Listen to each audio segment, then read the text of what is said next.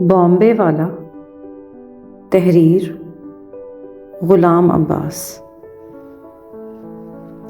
یہ علاقہ سرکاری فائلوں میں تو محض گورنمنٹ کوارٹر سی 355 کہلاتا تھا، مگر یہاں کے ساکنوں نے بڑی جد و جہد کے بعد اس کا ایک ضمنی نام بھی سرکار سے منظور کروا لیا تھا، اور وہ تھا گلستان کالونی۔ یہ لوگ خود تو اپنے خطوں کی پیشانی پر خوشخطی سے گلستان کالونی لکھتے ہی تھے، رشتہ داروں اور دوستوں کو تاکید تھی کہ وہ بھی خط لکھتے ہوئے یہی پتہ تحریر کریں۔ پھر بھی کبھی کبھی تانگے والا شرارت یا انجان پن سے اس علاقے کو بابو کالونی کے نام سے یاد کر بیٹھتا تو اس کی جہالت پر یہ لوگ جھنجھلا کر رہ جاتے۔ گلستان کالونی میں صرف انہی سرکاری ملازموں کو کوارٹر دیے جاتے تھے جن کی تنخواہ 250 سے 450 تک ہوتی تھی۔ اس گریڈ میں عموماً دفتروں کے superintendent, assistant in charge, accountant, auditor, senior stenographer, overseer اور اسی قبیل کے دوسرے ملازمین آتے تھے۔ یہ بھی کلرک ہی، مگر ذرا نفیس قسم کے، جیسے کلرکی کو 2 آتشہ یا سہ آتشہ کر دیا گیا ہو۔ ان کی حالت عام کلرکوں سے کہیں بہتر تھی، اور وہ اپنی نسبتاً آسودہ حالی اور اپنے منصب کے باعث اپنے ہم چشموں میں خاصی عزت اور وقعت کی نظر سے دیکھے جاتے تھے۔ اس علاقے کا نقشہ کچھ اس قسم کا تھا کہ کوئی نصف میل کے پھیلاؤ میں 4-5 سڑکیں تھوڑے تھوڑے فاصلے پر شرقاً غرباً ایک دوسرے کے متوازی چلتی تھیں، اور 4-5 سڑکیں تھوڑے تھوڑے فاصلے پر شمالاً جنوباً چل کر انہیں کاٹتی تھیں۔ سب کوارٹر یک منزلہ اور ایک ہی وضع کے تھے، نہ چھوٹے نہ بڑے۔ آگے ننھا سا باغیچہ، اس کے بعد 2-3 سیڑھیاں، پھر برآمدہ، برآمدے کے ساتھ ملے ہوئے 2 کمرے، پیچھے آنگن، باورچی خانہ، توشہ وغیرہ۔ یہ کوارٹر ایک دوسرے کے عین سامنے تھے، بیچ میں صرف 20 فٹ کی سڑک تھی۔ چنانچہ اگر گھر کی مالکہ اپنی آزاد خیالی کی وجہ سے حجاب کی زیادہ قائل نہ ہوتی یا اپنے پھوہڑ پن کی وجہ سے ذرا بھی غفلت برتتی تو اس کے سامنے والی بی ہمسائی بڑے مزے سے اس کے ہر قسم کے اعمال و افعال کا مشاہدہ کر سکتی تھی۔ گلستان کالونی کسی ایک فرقے کے لیے مخصوص نہ تھی، بلکہ اس میں ہندو، مسلمان، سکھ، عیسائی سب ہی رہتے تھے۔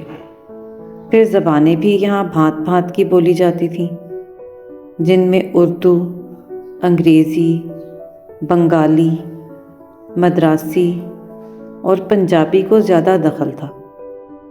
البتہ ایک بات اس کالونی کے سب رہنے والوں میں مشترک تھی، اور وہ تھی آرٹ اور فنون لطیفہ کی سرپرستی۔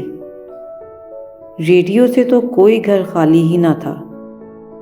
چنانچہ دن کو 12 بجے جب فرمائشی پروگرام چل رہا ہوتا، ایسے میں اگر کوئی یہاں آتا تو وہ ایک پورا فلمی گانا بغیر تسلسل ٹوٹے گھوم پھر کر سن سکتا تھا۔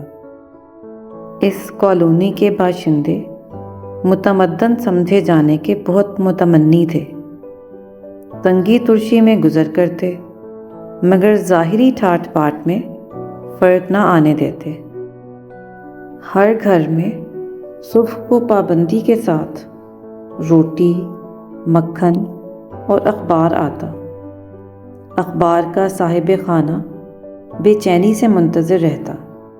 جب باری باری اور سب لوگ دیکھ چکتے تو آخر میں گھر کے بڑے بوڑھے کوارٹر کے باہر کرسی یا مونڈھا ڈال کر بیٹھ جاتے اور اخبار کو اینک کے قریب لا لا کر گھنٹوں اس کے مطالعہ میں غرق رہتے۔ یوں تو اس کالونی میں مصوری اور بت تراشی کا بھی خاصا چرچا تھا، مگر لوگ سب سے زیادہ گانے بجانے کے رسیا تھے۔ ریڈیو پر موسیقی کے پروگرام تو ذوق و شوق سے سنے ہی جاتے تھے۔ کبھی کبھی ان کوارٹروں میں میوزک پارٹیاں بھی منعقد ہوتیں، جن میں شہر کے مشہور گانے والوں کو بلوایا جاتا۔ اس طرح ایک تو موسیقی کی سرپرستی ہوتی، دوسرے مقامی جوہر کو ان کا کمال فن دیکھنے اور سیکھنے کا موقع ملتا۔ کئی گھروں میں لڑکیوں کی تعلیم کے لیے میوزک ماسٹر رکھے ہوئے تھے۔ صبح کو جیسے ہی مرد ناشتے سے فارغ ہو کر دفتروں کی راہ لیتے، ان کے گھروں سے گھنگروؤں کی چھنک کے ساتھ ساتھ بوڑھے کتھک استاد کی گمبھیر آواز تا تھئی تھئی تا تھئی تھئی سنائی دینے لگتی۔ اس علاقے کی چہل پہل خاص طور پر شام کو دیکھنے کے قابل ہوتی، جب مرد دفتروں سے آ چکے ہوتے اور برآمدے میں اپنے اہل و عیال کے ساتھ بیٹھ کر چائے پینے یا کسی مہمان کی تواضع میں مصروف نظر آتے، جس کی پرانی عموماً ہرے رنگ کی چھوٹی موٹر گھر کے دروازے کے عین سامنے کھڑی ہوتی، یا جب یہاں کی نوخیز لڑکیاں اور جوان عورتیں نئے نئے سنگھار کر کے نئی نئی تراش کے لباس پہنے اس نواح کی سڑکوں پر جھرمٹوں کی صورت مصروف خرام ہوتی۔ ایسے میں اگر کوئی ناواقف آدمی ادھر آ نکلتا تو وہ ان لڑکیوں کو تختہ کا تختہ ہی رہ جاتا۔ گلستان کالونی کی ان سرگرمیوں کو عام طور پر استحسان کی نظروں سے دیکھا جاتا تھا، اور خود وہاں کے باشندے بھی اپنی روشن خیالی اور آزادہ روی پر مسرور معلوم ہوتے تھے۔ البتہ اس علاقے کا ایک طبقہ ایسا بھی تھا جس کو کالونی والوں کی ان تمدنی ترقیوں سے کوئی دلچسپی نہ تھی، بلکہ وہ چپکے چپکے ان باتوں پر سخت تنقید کرتا تھا۔ یہ اس علاقے کے وہ بڑے بوڑھے تھے جو نوکری اور ہر قسم کے کام کاج سے سبکدوش ہو کر اپنا آخری وقت اپنے بیٹوں کی کمائی کے سہارے گزار رہے تھے۔ گھر کے معاملات میں ان کا کوئی دخل نہیں رہا تھا۔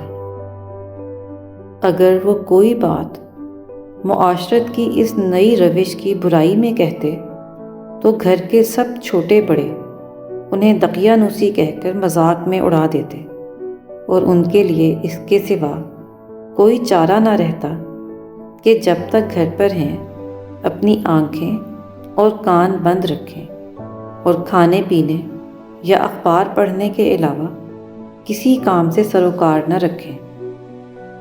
گھر پر تو ان بڈھوں کا بس نہ چلتا، البتہ ہر روز تیسرے پہر وہ کالونی کے ایک چوک میں بڑی شان سے اپنی منڈلی جمایا کرتے۔ گرمیوں میں اس جگہ چھڑکاؤ کر کے 8-10 مونڈھے بچھا دیے جاتے، جن پر یہ بڑے بوڑھے بیٹھ کر 2-3 گھنٹے خوب دل کی بھڑاس نکالتے۔ زمانے کی نئی روشنی کے خلاف، عورتوں کی بڑھتی ہوئی آزادی کے خلاف، اپنے بیٹوں کی بے راہ روی کے خلاف، بے پردگی کے خلاف، فنون لطیفہ کی آڑ میں جن بے حیائیوں کو روا رکھا جاتا ہے ان کے خلاف، زن و مرد کے بے محابہ اختلاط کے خلاف، ناچ گانے اور خصوصاً فلمی گانوں کے خلاف۔ لطف یہ ہے کہ جب اس طرح وہ اپنے دل کا بوجھ ہلکا کر کے گھر پہنچتے تو ان میں سے کسی کی پیاری پوتی جس کی عمر 7 سال ہوتی، اپنے ماں باپ اور ان کے احباب کی پرشفقت اور پرتحسین نظروں کے سامنے کولہے مٹکا مٹکا کر گا رہی ہوتی، ناچو ناچو پیارے من کو مور، اور یہ بڑے میاں چپکے سے اپنے کمرے میں جا کر اندر سے دروازہ بند کر لیتے۔ گلستان کالونی کی چہل پہل میں اضافہ کرنے میں ایک اور ہستی کا بھی بڑا دخل تھا، اور یہ تھا بامبے والا۔ بامبے والا 20-22 برس کا ایک نوجوان تھا، گندمی رنگ، ناک نقشہ برا نہیں تھا۔ اسے دیکھ کر یہ بتانا مشکل تھا کہ وہ کس صوبے کا رہنے والا ہے۔ وہ خود کو بمبئی کا باشندہ بتلاتا تھا، مگر اس کے شین قاف کی درستی کہے دیتی تھی کہ اس کا تعلق ملک کے جنوبی حصے سے نہیں بلکہ شمالی حصے سے ہے۔ اپنی وضع، قطع اور لباس سے وہ سرکس کے مسخروں سے ملتا جلتا تھا۔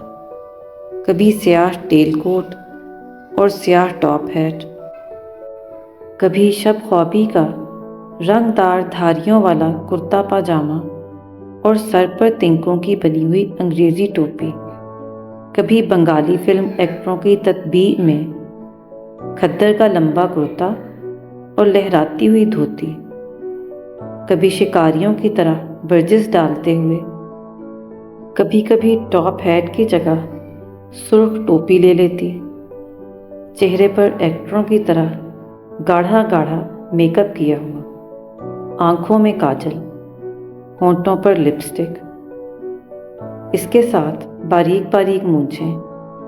وہ جو بھی لباس پہنتا ایسا بے ہنگم ہوتا کہ دیکھ کر بے اختیار ہنسی آ جاتی۔ اس نے اپنی سائیکل کا حلیہ بھی بگاڑ رکھا تھا۔ اس کے ہینڈل اور مڈ گارڈوں پر رنگ دار کاغذ کی بنی ہوئی بمبیریاں لگی ہوئی تھیں جو ہوا سے آپ ہی آپ گھومتی رہتی۔ گلے میں ایک چھوٹا سا بکس ڈال رکھا تھا جس میں طرح طرح کی ٹافیاں، چوسنے والی گولیاں، سنگترے کی پھانکیں اور میٹھی سونف کی پڑیاں ہوتی۔ علاوہ ازیں وہ فلمی ایکٹروں کے فوٹو اور فلمی گانے کی کتابیں بھی بیچا کرتا تھا۔ ایک ہاتھ ہینڈل پر، دوسرے ہاتھ میں ایک بڑا سا کالے رنگ کا بھونپو۔ اسے منہ سے لگا کر جس وقت وہ بامبے والا کی آواز لگاتا تو آس پاس کے گھروں میں ہلچل سی مچ جاتی۔ بچے پیسوں کے لیے مچلنا شروع کر دیتے اور وہ تیر کی طرح بامبے والا کے پاس پہنچ جاتے۔ بامبے والا کے الفاظ وہ اس طرح لہک لہک کر ادا کرتا کہ وہ ایک نغمے کی طرح معلوم ہوتے جس میں کئی اترتے چڑھتے سر لگتے۔ اس کا یہ گانا اس کی آمد کا اعلان ہوتا۔ دل کا نیک تھا، بچوں کو ان کے دام سے کچھ زیادہ ہی مٹھائیاں دے دیا کرتا۔ کبھی کسی بچے کے پاس پیسہ نہ ہوتا تو مفت ہی ایک آدھ چوسنے والی گولی دے دیتا۔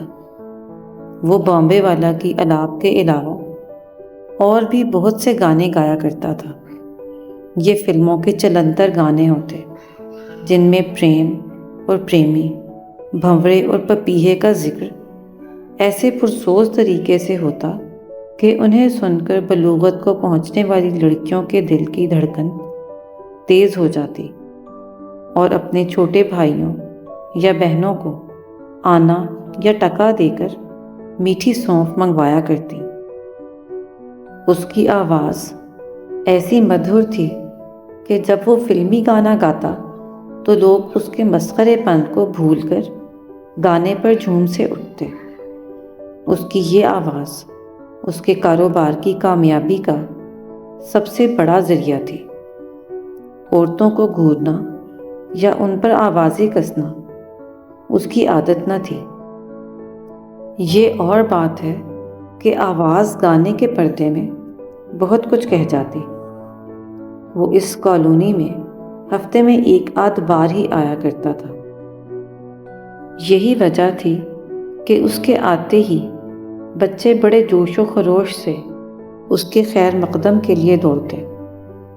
بچے جس قدر اس سے خوش تھے، ان کے ماں باپ اتنا ہی اس سے بیزار، کیونکہ اس کے آنے پر بچوں کی ضد پوری کرنی پڑتی، خواہ جیب میں پیسہ ہو یا نہ ہو۔ اور ان بڑے بوڑھوں کی ناراضگی کا تو پوچھنا ہی کیا۔ انہیں اس کے مسخروں کے سے لباس اور عاشقانہ گیتوں سے سخت چڑ تھی، کیونکہ ان کے خیال کے مطابق ان گانوں سے شرفاء کی بہو بیٹیوں کا اخلاق بگڑتا تھا۔ اگر ان بڈھوں کا بس چلتا تو وہ اسے پولیس کے حوالے کر کے حوالات میں بند کروا دیتے، مگر جب تک اس سے کوئی مجرمانہ حرکت سرزد نہ ہو، ایسا ممکن نہ تھا۔ یہی وجہ تھی کہ ان بڑے بوڑھوں کو گھر کی طرح اس معاملے میں بھی صبر ہی سے کام لینا پڑتا۔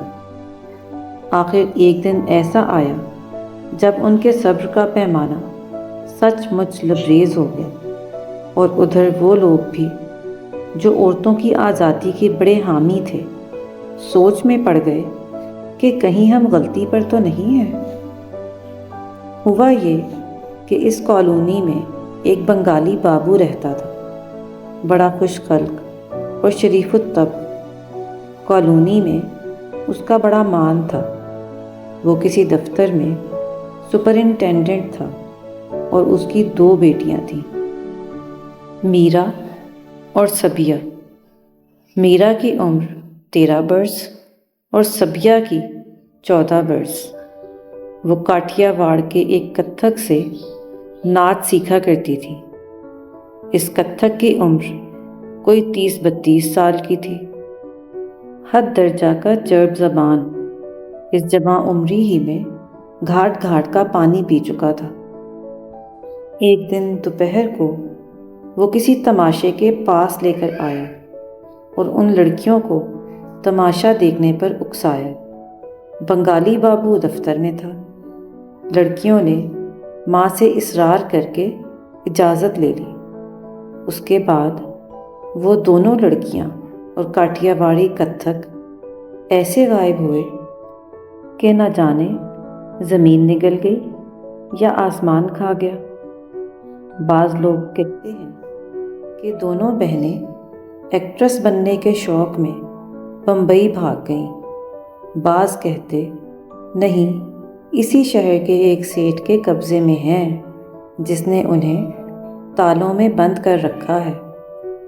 یہ کتھک بھی اسی سیٹھ کا سکھایا پڑھایا تھا۔ غرض جتنے منہ اتنی ہی باتیں۔ تھانے میں رپورٹ لکھوا دی گئی، مگر ابھی تک کسی کا کھوج نہیں ملا۔ جس دن یہ واقعہ پیش آیا، کالونی میں ایک تہلکہ سا مچ گیا۔ کالونی والوں کے چہرے اتر سے گئے، جیسے کوئی موت واقع ہو گئی ہو۔ ریڈیو پر فلمی گانے سننے بند کر دیے گئے، اور ایک سوگ کا سا سما بند گیا۔ کالونی کے ایک کالی ست کی بیٹی ایک ستاریے سے ستار سیکھا کرتی تھی۔ کالی ست نے اسی دن سے اسے برطرف کر دیا۔ یہ واقعہ تھا تو بہت افسوسناک، مگر ان بڑے بوڑھوں کے حق میں تائید غیبی ثابت ہوا۔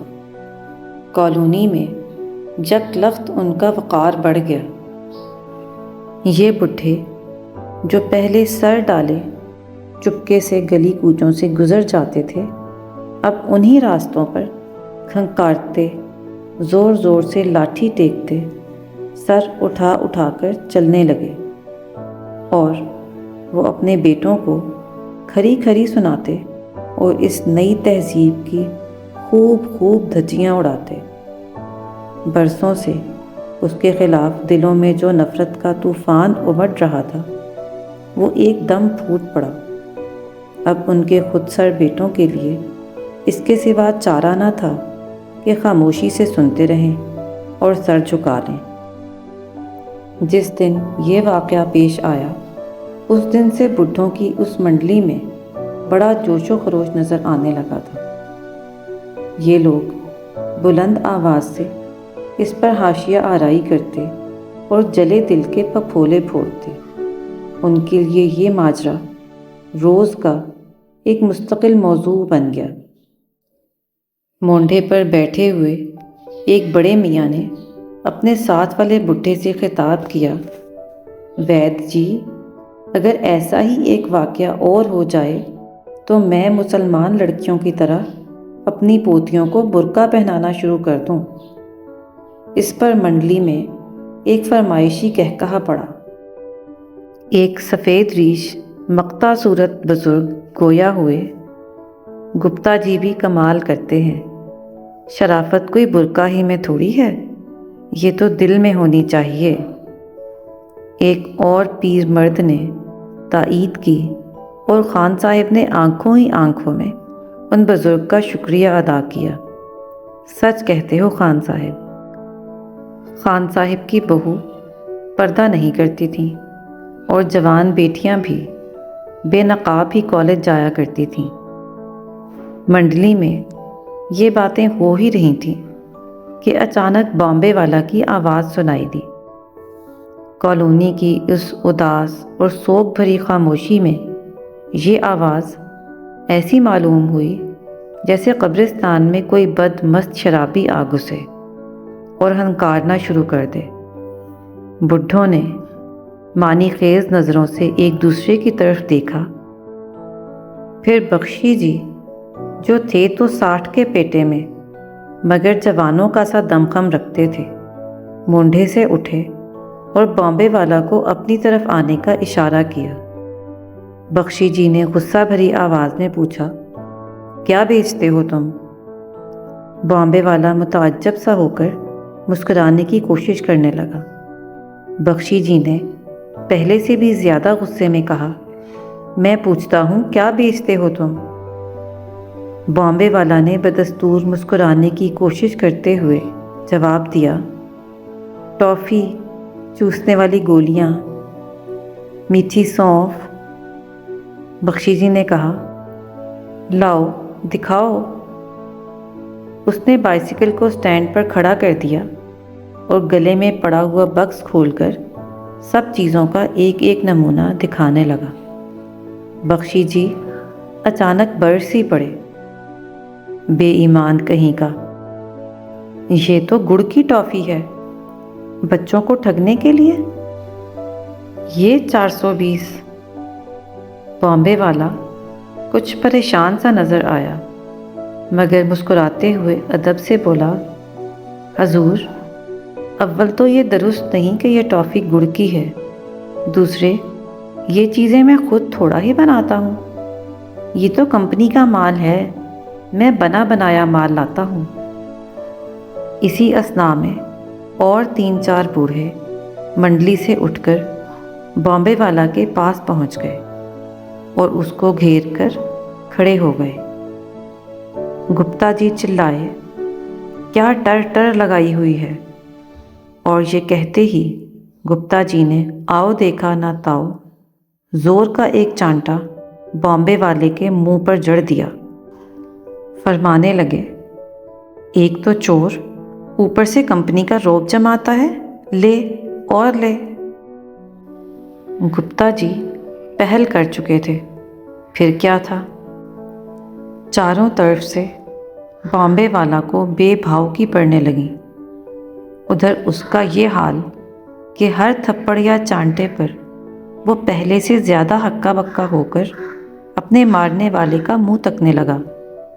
اس کی ٹاپ ہیٹ اچھل کر زمین پر آ رہی، اس کے گالوں پر انگلیوں کے نشان پڑ گئے، گالوں اور ہونٹوں کی سرخی میں کاجل کی سیاہی مل گئی، اس کے کپڑے پھٹ گئے۔ ایک بزرگ نے اس کے ٹیل کوٹ کی ٹیل نوچ ڈالی، اس کا مٹھائیوں والا بکس کھل گیا اور ٹافیاں، چاکلیٹ، سنگترے کی پھانکیں، میٹھی سونف کی پڑیاں زمین پر آ رہیں۔ فلمی ایکٹروں کی تصویریں، گانوں کی کتابیں، فلمی پریوں کی داستانیں زمین پر بکھری پڑی تھیں۔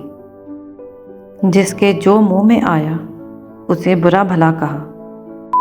پتا کا بچہ بڑا ایکٹر بنا پھرتا ہے، بدمعاش کہیں کا۔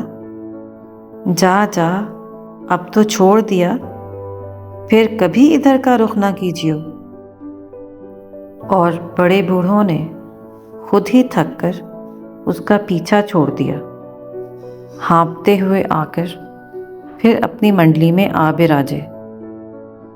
بامبے والا مظلومی کی تصویر بنا دیر تک زمین پر بیٹھا، مٹھائیاں، تصویریں اور کتابیں اٹھاتا اور جھاڑ جھاڑ کر اپنے بکس میں رکھتا رہا۔ کبھی کبھی وہ ان بوڑھے بابوں پر بھی ایک نظر ڈال لیتا۔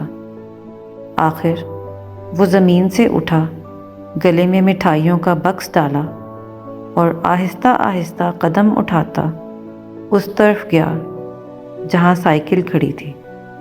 پھر سائیکل پر بیٹھ کر خاموشی سے اس نواح سے رخصت ہو گیا۔ اس مار پیٹ سے اس کا جسم درد کرتا تھا۔ اسے بے عزتی کا بھی بہت غم تھا، مگر سب سے زیادہ اس بات پر تعجب تھا کہ کس جرم کی پاداش میں یہ سزا دی گئی ہے۔ اس کے بعد اس نواح میں بامبے والا کی آواز پھر کبھی سنائی نہ دی۔ امید ہے آپ کو یہ آڈیو افسانہ پسند آیا ہوگا۔ مزید آڈیو اسباق سننے کے لیے اگلے جمعہ میرے چینل پر واپس آئیے۔ شکریہ۔